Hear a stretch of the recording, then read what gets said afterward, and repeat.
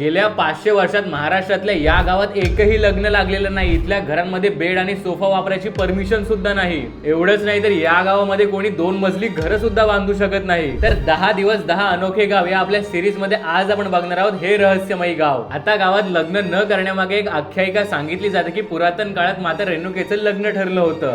ठरलेल्या लग्नाचं वराड या गावात आलं, परंतु माता रेणुकेला हे लग्न मान्य नव्हतं आणि यामुळेच रेणुका मातेचा कोप झाला आणि गावात जेवढं वराड आलं होतं त्या सगळ्या वराडाचं दगडामध्ये रूपांतर झालं। आणि आजही या गावाच्या आजूबाजूला तुम्हाला हजारोच्या संख्येने असे दगड बघायला मिळतील। आता या आख्यायिकेनुसार देवी अविवाहित राहिली आणि देवीचा आदर राहावा व तिचा कोप होऊ नये म्हणून गावातील मुला मुलींचे लग्न गावात लावले जात नाहीत। मग आता या गावात लग्न करतात कसे, तर गावापासून 3 किलोमीटर अंतरावर एक मारुतीचं मंदिर आहे। या मंदिरातच बजरंगबलीच्या साक्षीने सगळ्यांची लग्न लावली जातात।